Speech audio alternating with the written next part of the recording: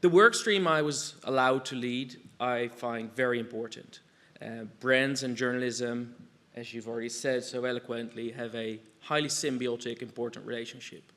I was joined in my workstream by 3 amazing people, Matt Prohaska, Jamie Barnard, and Daniel Mogridge. I don't know where Daniel is, but oh, there you are, thank you. And that was fantastic because we got to work together on something that I think will get all of us in this room, and then through ripple effects, which these kind of things will have many other people in the industry to agree on a very important statement. And that is, news is brand safe and effective. And I'm going to say it a few times today, but this is critical. There are several false narratives in the industry. Opinions on where they originated differ, but I think we have a situation of overblown social media posts, misrepresented figures in ad verification tools that falsely report news as being non-brand safe in some cases, whereas actually throughout history, news is the origin of advertising. We have always advertised against hard news, even in crises, even when the content of the actual editorial pieces was difficult. And it has never been not brand safe to advertise against it. If anything, it is a highly valuable, representative environment, especially if we talk about quality journalism, which I'll talk about in a second. But most importantly, news content is incredibly effective. But we've seen in the last 5 to 10 years, many advertisers move away from news as a result of them considering it brand unsafe or due to the increasingly partisan nature of news media. So today, we want to dispel some of these false narratives and talk about the notion of quality journalism. What we've done as a working group is we've assembled a compendium of 21 pieces of evidence that all tie into the previous statement. News is brand safe and effective. Right? We have data points, such as the shocking data point of Christian Juhl during a deposition in the USA, where he said only 1.28% of their clients' investments into advertising inventory goes to digital news. That's shocking. It used to be 100% back in the day. And now we're investing, as was already eloquently mentioned by some others before me, we're investing in made-for-advertising, fraudulent inventory, wasteful platform media, and we have lost sight of not just a very effective channel, quality journalism, news, but also one that is essential to society. And I'm not just making hyperbolic statements here, it is true, and I'm really excited in a bit to introduce you to someone who I'm going to talk to about this too. So what we've done is we have 21 proof points in a compendium that all prove that news is brand safe and effective. And so after we distribute this, following this event, and after this presentation today, I dare any of you to come up to me or any one of our workstream and say, well, you're wrong, news is not brand safe, nor is it effective. And I will say, well, here's 21 proof points that prove you wrong. Now give me 21 proof points that prove you right. And then I'll listen and engage in conversation. But don't give me these massively repeated, tired takes that are based on nothing, not actual research, not actual data. There is an amazing piece of work in here, let me pull it up, by actually Matt Prohaska and his team and partners called The Rebranding of News, which really dives into how the news has sort of lost its appeal to advertisers and agencies and platforms. And I recommend you all, if you have to choose one of the 21 pieces of evidence we include in the compendium, go into that one, read it, review it, take it to your peers, to your clients, whomever you want to engage with on this topic, and please make sure that they understand the key statement of today, and I want to say it with all of us: news is brand safe and effective. Thank you. Now, without further ado, I'm a bit starstruck and very excited that I'm joined today by Hardeep Matharu, who is the editor of Byline Times, and we're going to talk about how journalism impacts society and culture, and how we define or how we should look at quality journalism, objectively, like what is quality journalism. And Hardeep has made her way here just 15 minutes ago, directly from the trenches of the editorial work they're working on, which I'm very appreciative of. So please join me in an applause as she enters the stage and joins me.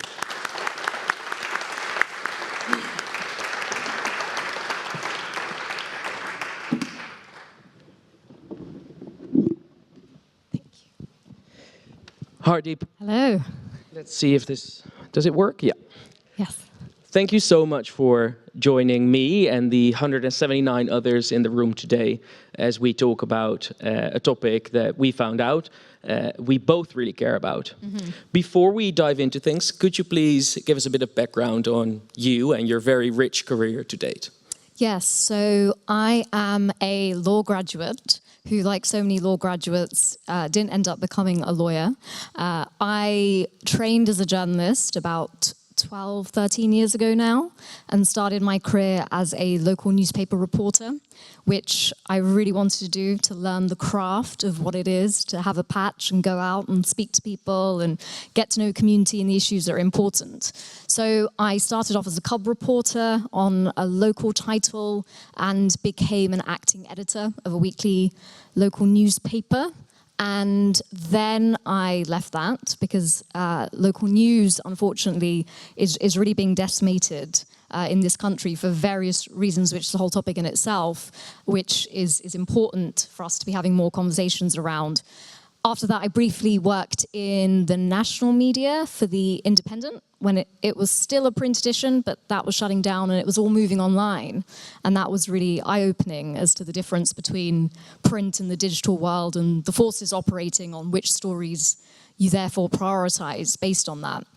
And it wasn't really for me, that world. So I went freelance, and by chance, really, I happened to meet two colleagues and now colleagues and friends, Peter Jukes and Stephen Colgrave. And they were running an event called Byline Festival, which was an annual independent media event. And from that, they were really interested in starting a news site, which would be independently funded and focused on investigative journalism, which they saw as the real gap that was emerging. So much commentary, so many people's views, but what about what's actually happening, factually driven? And so I teamed up with them, really. And to begin with, we thought we would have just a news site, and we do have that. So it's free for people to access, and we also have a monthly news magazine, which is 68 pages, and subscriptions to that magazine fund all of our work.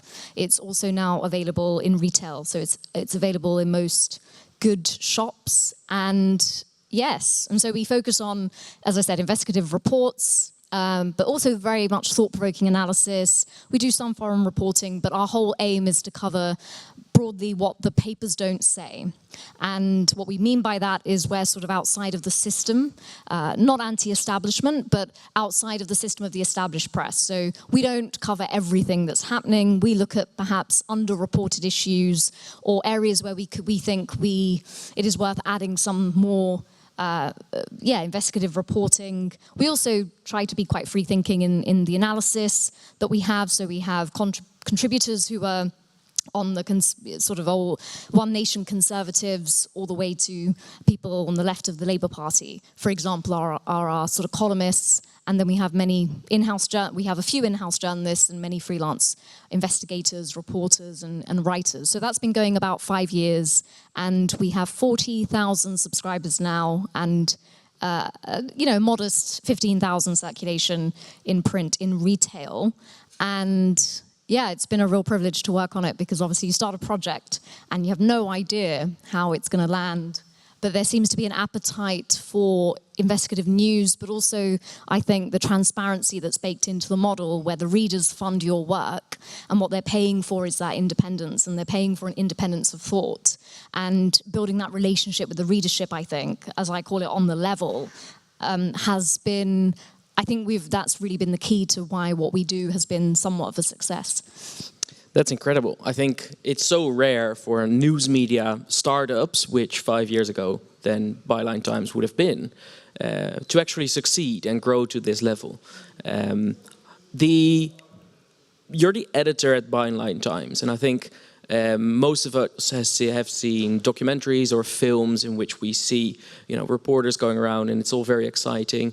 Can you take us through, at a very high level, otherwise we'd be here for hours, what does the editorial process look like? You're the editor. How does it work? How does news surface and end up being in the press, in the paper, or on the website? Yeah, I mean, I think again, it's a real privilege to work on Byline Times because I think I have slightly more time and space and in independence, to be honest, freedom to look at what we report in a methodically and very thoughtfully. And so I think there's two things that are going on. As I said, we sort of look at what's being reported in what you'd call the mainstream media, the established press, the established newspapers, and we're always really trying to look at the structural issues. So you go to any outlet, the BBC News, Guardian, the Independent, the Times. There's lots of information about what's happening, but often our analysis is that too much news is lacking context, and there's not enough joining of the dots, and there's not enough time to look at what does this one new development actually indicate about a wider issue. And so really interesting today, a lot of reports about the NHS. And so, for example, that's an issue we've been reporting on for a while, but in a structural sense, because as Keir Starmer perhaps rightly is saying, it's not just about money, it's also about the underlying structures of how that system is working or not. And so I guess we're looking at stories or issues where we feel we could add some structural analysis through investigation. I also think the job of an editor should be to, and that's kind of the training of a lawyer, which is to understand the detail and the processes involved in investigative journalism, for example, but also to be able to zoom out and see the bigger picture. And so when people say to me, why do you think you're a good editor? And I say, if I am, it's because I spend a sufficient amount of time not obsessed by journalism and politics. I obviously very well acquainted with what's happening there in our current affairs, but I do read widely. I do try to have a view of, I guess, like an instinct about what is the zeitgeist, which direction are things moving in a wider sense, in a structural sense, in a philosophical way as well, and that also informs what we report on. So I think I'm lucky in that conventionally there's a lot of editors have freedom, but there are a lot of constraints and time constraints and sort of processes that become embedded. And I guess my role is to take a step back a bit, have a bit of space, and look at how do we explain what's going on today and how we got here is more important to me that the readers understand than just this is happening, this is happening, this is happening, this is happening. And so the recent riots, the work that Byline Times did, unfortunately for us, they were not a surprise. And there was a lot of analysis, I would say finally, in the more mainstream media about sort of far-right networks and influence, and the influence of that ideology on what we were seeing in our streets. And we'd been covering that for 3-4 years, because again, it's the underlying structures that help explain how we got to something like the riots. Fascinating.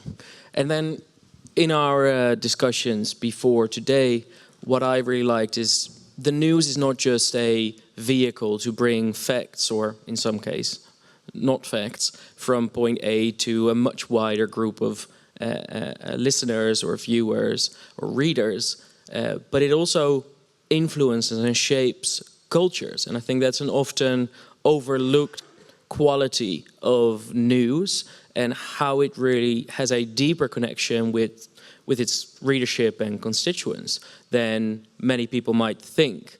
Can you elaborate a bit on that factor as we talked about the cultural aspect? Yeah, I think it's a really important point, Ruben, because this conversation about what is the role of journalism is one that needs to be had, and I think you're right. I don't think it is being had because, in my analysis, journalism is in a democratic society as a pillar of democracy. You have it as we're the eyes and ears to hold power to account. And I don't think there is a sufficient conversation as a democracy that we are having about the role of journalism in democracy, because I don't think these two areas are often seen as separate, but I don't think that is true, because if journalism is doing its job well, it acts as a check and balance on power, democratic power. And if it's not acting as that, it also can potentially, be a corrupting force within our democracy. So I think it's a conversation that needs to be had, because in the meantime, what's happening is, I think you're right. There is an influence that goes beyond journalism being seen traditionally as a check and a balance, the eyes and the ears, and holding power to account. That's a traditional conception of what the role of journalism is. Then there's the question, as you alluded to before, is that actually happening? To what extent, and I put this out there as an open point, to what extent is what is being published in tabloid newspapers journalism? To what extent is what we are seeing in online news publications, which is essentially clickbait journalism? That's a question. And then there's that wider point about whether we're discussing it or not. There is the impact that journalism has on our cultural values, on shaping how we think about things. And I always say it's not just the ideas we think about, it's the ideas we think with, the frames in our head, the lenses we look through. And so, for example, you take a topic such as eradicating, violence against women in society, for example, or making society safer for women and girls. It is relevant how headlines are framed. When a woman is murdered by a man she has known intimately, and the headline seems to suggest, some sympathetic reason as to why the man was goaded into it. That's relevant. When policies that are meant to alleviate the worst effects of the climate emergency are framed in a certain way in headlines or even investigative reports, that is relevant, because that will be having some impact on how people are viewing that issue, or even an issue such as migration, which is very contested and people have different opinions on it, as they should in a democracy. But if we're only talking, or if journalistic reports are just focusing on the economic advantages of migration to our society, that is one framing, as opposed to sort of, the wider benefits of migration to a pluralistic, multicultural society, for example. So I think it's very much the ideas that people are thinking about, the messages which are being conveyed in a more psychological way. What are we internalizing? And the media, whether it's the traditional newspapers or what's happening on social media or online media, it's all around us. And I don't think the industry that I'm in can make a credible argument that what it is publishing does not have an impact. It is all cumulative. It all contributes to the water we swim in. And I'm always surprised that people don't want to have this conversation, because to me it's obvious. But of course, once you start having that conversation, it introduces discussions about, well, what's happening within journalism and how is it contributing culturally to how people are feeling and thinking about certain issues, etc. And I think, if I may say, it would be an uncomfortable conversation for the industry to have. I think we've heard earlier today about the notion of misinformation and disinformation. It is not just about the underlying fact that is being reported on, but as you say, it's also about the semantics and the framing in how the facts are being reported. Even though factually they may be correct, there could be a very different and certain emotionally inciting way of representing the same fact in many different ways. One of the things our industry struggles with at the moment is that we have a highly politicized landscape in which advertisers, when you ask them, they want to avoid appearing with their brand on dis and misinformation. They want high quality news content, they want proper editorial processes to be applied, they want ideally objective representation of what is happening in the world.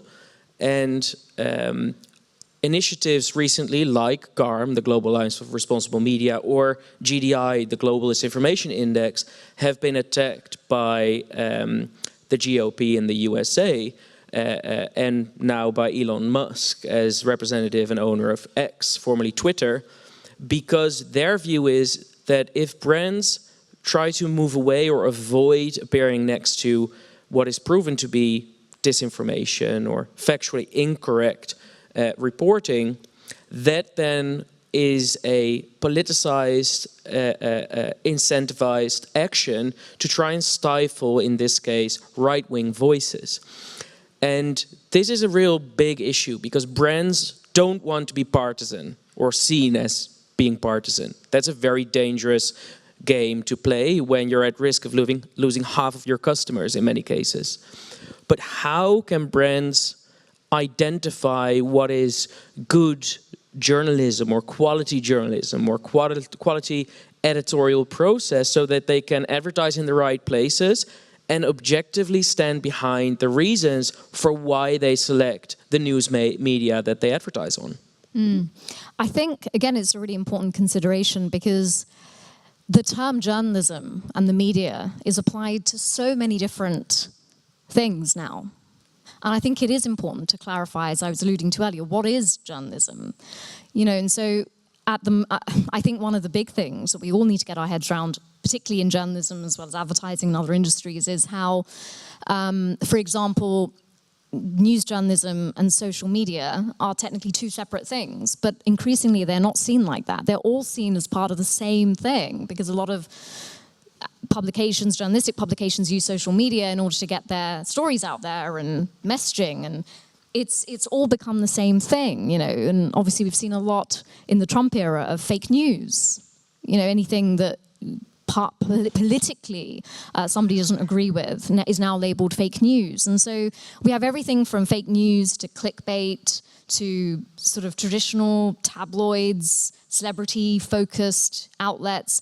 And within that, you have the BBC News, which is still, you know, does a good job at impartiality. You have outlets like the New York Times, the Guardian in this country. You have independent outlets like my own that are in that independent media landscape and offering investigative journalism. So first, I think it's about differentiating what is being labeled as journalism. Because these things are, there's a vast difference between the various things I've just described. And then I guess what's important is, I mean, media outlets that know their own values and are willing to state those with clarity, I think is really important. And some of the outlets I've mentioned, such as the New York Times, the Guardian, for example, or the Times of London, I guess it's, you know, do these publications know what their values are in terms of accountability, in terms of seeing journalism as necessary to democracy, in terms of being investigatory and non-partisan where possible. You know, investigatory in the sense that they have experienced teams of journalists working on these stories. Sources are being verified, stories are being fact-checked. So I think it's about the values that, does the publication know what values it is putting into the bread and butter of what it does? Are these publications aware of the values that their readership cares about? Are these values objectively what you would expect from journalism, which is a pillar of democracy? And to what extent is it without a partisan agenda? I think that last point is the one where it becomes difficult because it's hard to find that these days. But I think there are outlets that do a good job. I think independent media is good at that as well. So I think there is lots of high quality journalism out there. I think it's just about, one, differentiating it from everything else that is now labeled journalism. And secondly, being very clear that these publications themselves know what they're aiming for in terms of those standards. And if they've got a track record of delivering on that, then I think that works in their favor.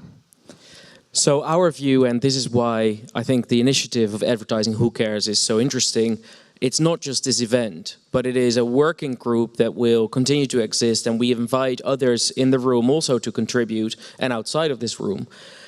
What we feel can and should be done is that we as an advertising industry need to create the right incentives for news publications, for editorial desks to execute their job in what we consider to be a diligent way. Once we do that and reward it with our advertising dollars, we create a perpetual cycle upwards versus what we've now seen ourselves land in, which is a cycle downwards based on metrics, commercial metrics and revenue that reward clickbait and quick, non-investigated reports. And it's a race to be first, it's a race to the bottom almost. And once we establish that as an industry, what do we consider to be essential pillars of the news media that we want to invest in? Because advertising investments is a means of economic empowerment. Where we allocate this, those companies, those editorial teams will be able to thrive, to grow, to report better, to investigate more sources from different angles. And so as a takeaway from this event and as a starting point for this working group, what we intend to do and create is a set of criteria for news media, for editorial desks within them, and say, look, and together with editorial experts to say, this is what we consider to be quality journalism in an objective manner. And if these principles are abided by, great, we invest safely and in a confident manner in your media. I hope to work together on that with you as well, Hardeep. Yeah, that'd be great. And I think just lastly, what I would say is something that we as journalists are getting our head around as well, and I think we need to be really honest about it, is huge numbers of people are turning off news and journalism. All right, people are disengaging, and I'm not just talking about the younger generations who don't see why politics or something like journalism works for them and are going on TikTok. I'm talking about, I'm in my mid-30s. I know friends who are, doctors and marketers, and they're very educated people, very middle class. They don't want to have more news. They don't want to know more about what's going wrong, etc. So I think, but this is the very point, that because people are disengaging with news, that means that values and cultural values become even more important. And one example of a nice partner organization to us, which is Positive News. So very different from Byline Times. They focus on constructive news stories and have a magazine. I was talking to the editor just a few days ago, and he was saying that they've surveyed their readership, their subscribers. They've found out what the values are important to their readership is, and their advertisers also know what that survey has said. And so the advertisers are very happy because the organization Positive News, for example, knows very well what its values are according to its readership. And so the advertisers are very happy to put their money behind that because the value sense is clear there. So there are examples of where it's already happening. And I think, as you say, we do need more money in quality journalism. Really, really do. It's more important than ever. So this is a really good conversation to be a part. Thank you so much. Yeah, thank you for joining us today. Thank you. Thanks all. Stay 1 second. So 3 important takeouts from that, I think. 1, 21 pieces of proof data that it's okay to advertise in news sites. I think you made the point really well, Hardeep, of the merging and confusion between the 4th pillar and the 5th pillar. That proper journalism and mass social media. But I think it sort of comes down to affordability when you have to pay for the people to do proper journalism, and you end up with, forgive the phrase, churnalism. Reprint the news piece. So thank you both very much. Brilliant session.